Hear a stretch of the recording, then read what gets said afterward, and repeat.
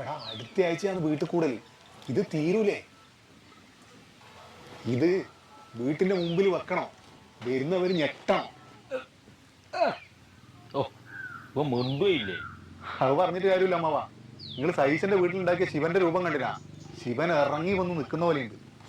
ഞാൻ കൃഷ്ണന്റെ ആദ്യം പറഞ്ഞേ. എന്നാ നീ ചെയ്യട്ടാ. ആ പോവാ. സംഭവം എല്ലാം ശരി തന്നെ. പണി കഴിഞ്ഞ പൈസയും കൂടെ ഒന്ന് ഒഴിവാക്കിയാക്കണം. ഇവനെ പോലെ തന്നെ വീട് കൂടുതൽ ജനിച്ചേക്കല്ലേ.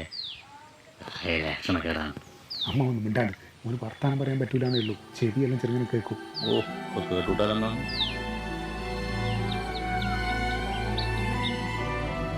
ഹരീഷേ, നീ ഉണ്ടാക്കി തന്ന കൃഷ്ണനില്ലേ, ഞാൻ വിചാരിച്ചതിനേക്കാളും നന്നായിനടാ.